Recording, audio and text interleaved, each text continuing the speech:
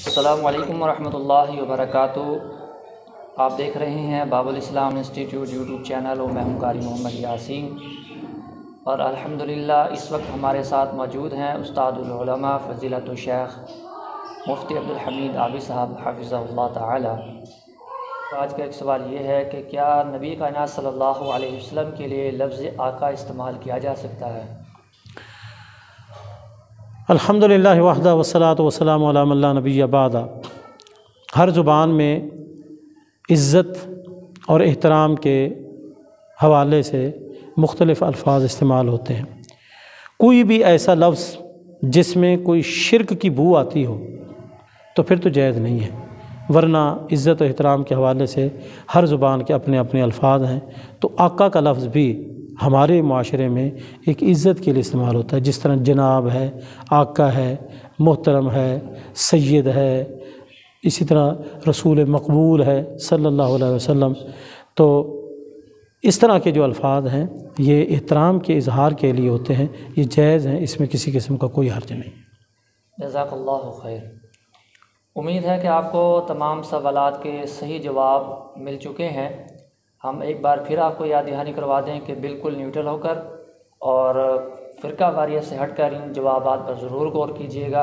اللہ تعالیٰ سے ہماری دعا ہے کہ اللہ احکم الحاکمین ہمیں قرآن و سنت پر اکتفا کر کے اسی پر عمل کرنے کی توفیق نصیب فرمائے۔ اور آپ سے یہ بھی التماس ہے کہ آج آپ جانتے ہیں کہ کس قدر مصروفیات کے حالات ہیں، تو ان مصروفیات کے حالات میں علماء کرام کا وقت نکالنا اور آپ کے سوالات کے جوابات دینا یہ کسی بھی بڑے کام سے کم نہیں ہے۔ تو میں اللہ تعالیٰ کے شکر کے بعد جو ہے شیخ محترم کا بھی شکر گزار ہوں کہ اپنے قیمتی وقت نکال کے آپ کے سوالات کے جوابات دیتے ہیں۔ تو آپ کا بھی حق بنتا ہے کہ نبی صلی اللہ علیہ وسلم کے اس مشن کو جاری و ساری کریں۔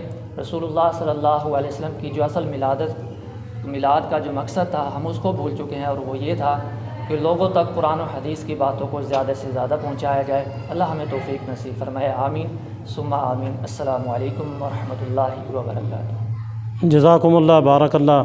اللہ تعالیٰ ان کی اس کاوش کو اپنی بارگاہ میں قبول کرے۔ اخلاص کی بنیاد پر اللہ تعالیٰ ہمیں زیادہ سے زیادہ دین کی باتیں آگے پہنچانے کی توفیق عطا فرمائے۔ اور یاد رکھیں، ایک ہے رسول اللہ صلی اللہ علیہ وسلم کا جشن اور ایک ہے رسول اللہ صلی اللہ علیہ وسلم کا مشن۔ جشن کی بجائے مشن کو اپنائیں اور نبی صلی اللہ علیہ وسلم کی سیرت بیان بھی کریں، صورت بیان بھی کریں، اور اس سے زیادہ ضرورت اس بات کی ہے کہ سیرت اور صورت کو اپنائیں۔ آج ہمارے ہاں سیرت اور صورت بیان بہت کی جاتی ہے، لیکن عملی طور پر ہم بہت پیچھے ہیں۔ اللہ تعالی ہمیں عمل کی توفیق دے، آمین۔ السلام علیکم ورحمۃ اللہ وبرکاتہ۔ وعلیکم السلام ورحمۃ اللہ وبرکاتہ۔